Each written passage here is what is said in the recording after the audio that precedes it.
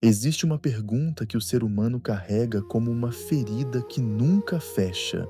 Não é uma pergunta filosófica, é um grito, às vezes sussurrado, às vezes dito com os dentes cerrados. Por que eu? Por que agora? Por que isso aconteceu com alguém que tentou fazer a coisa certa? Hoje, vamos entrar na história de um homem que fez essa pergunta com tanta intensidade que ela se tornou um livro inteiro. Um livro que desafia tudo o que achamos que sabemos sobre Deus, sobre justiça e sobre nós mesmos. O nome dele era Jó. Para entender a queda de Jó, você precisa entender a altura da qual ele caiu. O texto diz que ele era o maior de todos os homens do Oriente, não o mais poderoso guerreiro, não o rei mais cruel, o maior, em sabedoria, em compaixão, em integridade. Jó tinha 7 filhos e 3 filhas. Tinha 7.000 ovelhas, 3.000 camelos, 500 juntas de bois, 500 jumentas, uma casa que era símbolo de prosperidade e paz. Mas o que mais define Jó não é o que ele tinha, é quem ele era. Todo dia de manhã, antes do sol nascer completamente sobre o deserto de Uz, Jó se ajoelhava diante de Deus. Ele orava pelos seus filhos. Ele oferecia sacrifícios. Não por medo, por amor. O texto sagrado registra um detalhe perturbador. Deus mesmo disse que não havia ninguém como Jó sobre a terra. Um homem íntegro, reto, temente a Deus e que se desviava do mal. Imagine a segurança que isso deveria dar. Imagine a certeza de que você está do lado certo da vida. E então tudo acabou.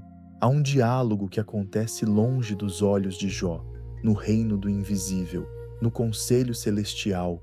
Os filhos de Deus se apresentam, e entre eles há uma figura que os textos hebraicos chamam de Ha-Satan, o adversário, o acusador, não um monstro de chifres, uma entidade funcional, um promotor cósmico, e o adversário faz uma pergunta que destrói tudo o que você pensa que a fé significa.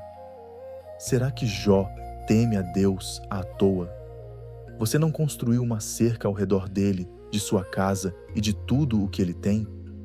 Você abençoou o trabalho de suas mãos, mas estenda sua mão e toque tudo o que ele tem, e certamente ele vai amaldiçoar a você na sua face. Em tradução moderna, Jó só é bom porque a vida está fácil para ele. Tire tudo e você vai ver quem ele realmente é.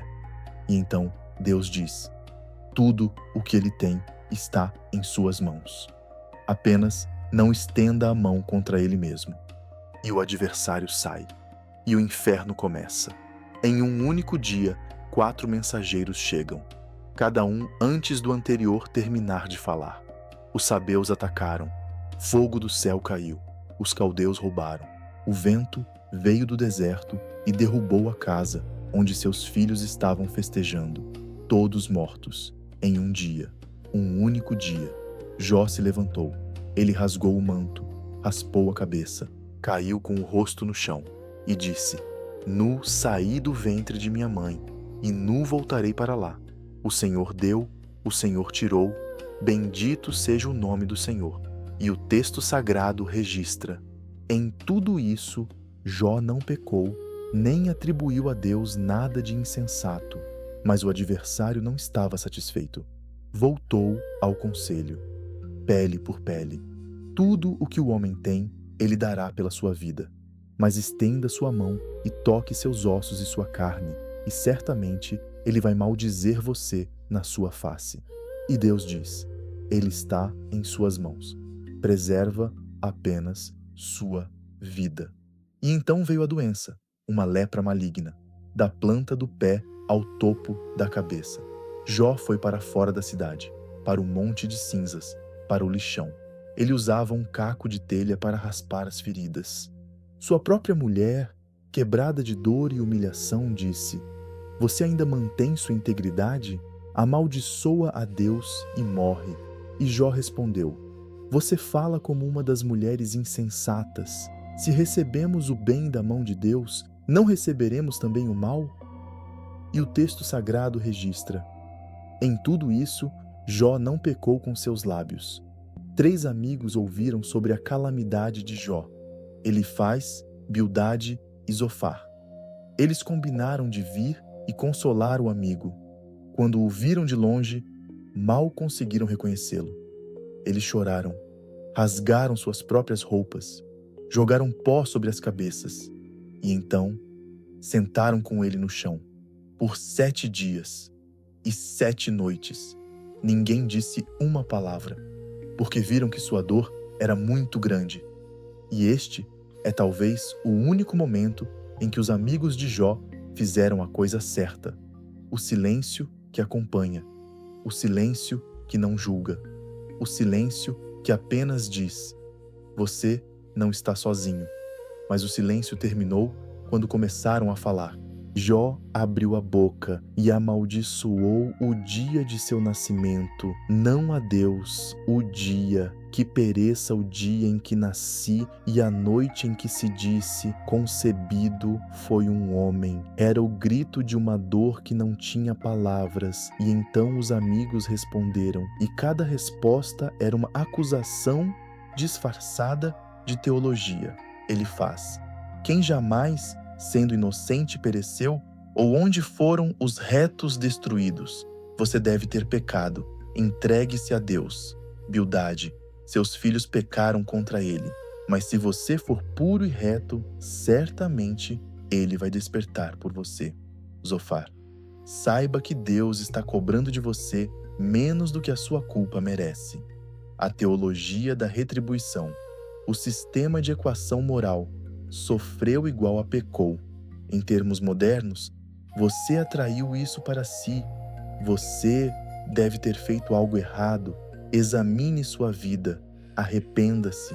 E Jó respondeu, com uma força que ainda paralisa quem lê: quero falar com o Todo-Poderoso. Desejo argumentar com Deus.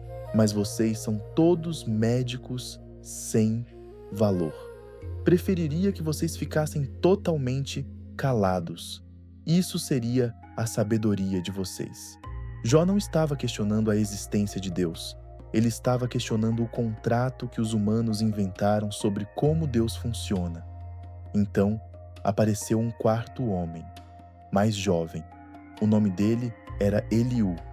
Ele estava com raiva de Jó, porque Jó justificava a si mesmo em vez de a Deus, e com raiva dos 3 amigos, porque eles não tinham encontrado resposta e ainda assim haviam condenado Jó.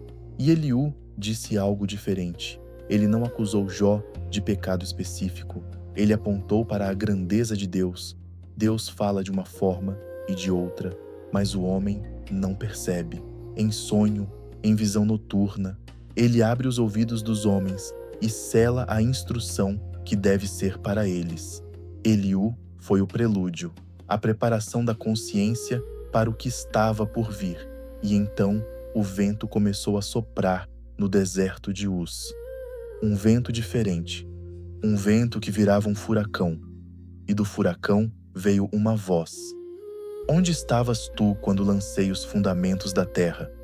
Quem fechou o mar com portas? Já entraste nas fontes do mar? Podes atar as influências das Pleiades ou desatar as cordas de Órion? Conheces as ordenanças do céu? Quem colocou sabedoria no interior ou deu entendimento ao coração? Tens um braço como o de Deus? Podes trovejar com uma voz como a dele? Pergunta após pergunta. Não como punição, como recalibração. Deus não respondeu às acusações do adversário provando que Jó era bom. Deus não deu a Jó uma lista de razões para o sofrimento. Deus mostrou a Jó a imensidão da realidade que existe além da sua perspectiva de dor. E algo em Jó se quebrou, no bom sentido. Eu sei que tu podes fazer tudo, e nenhum de teus propósitos pode ser frustrado. Ouvi falar de ti com os ouvidos, mas agora os meus olhos te veem.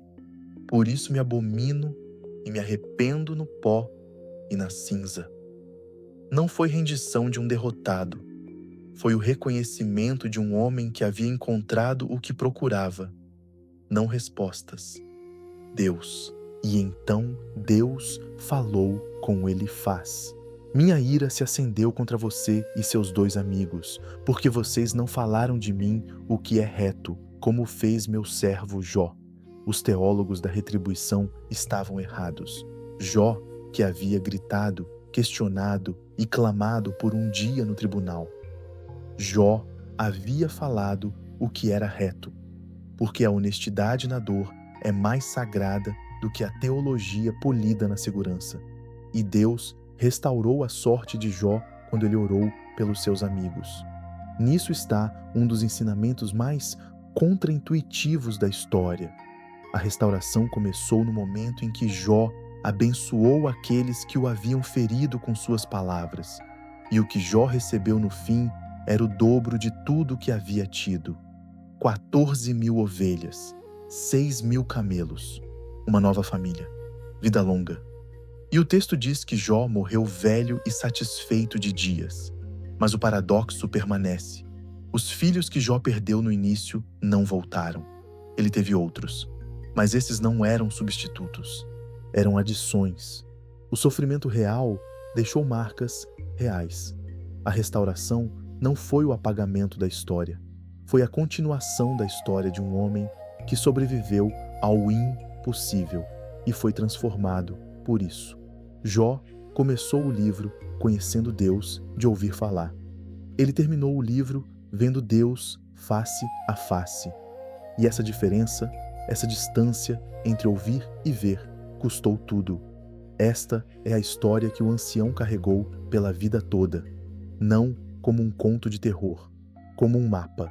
Um mapa para as noites em que você está no monte de cinzas da sua própria vida, quando seus amigos, mesmo bem-intencionados, dizem as coisas erradas. Quando o silêncio de Deus parece abandono, o mapa diz: continue a falar, continue a ser honesto com sua dor, continue íntegro, mesmo quando a integridade não parece dar retorno, porque o redemoinho vem, e quando ele vem, ele não traz respostas, ele traz a presença. E a presença de Deus no meio da tempestade é maior do que qualquer resposta que Jó poderia ter recebido. Se você está no seu monte de cinzas hoje, saiba, você não está fora do plano, você está dentro do livro.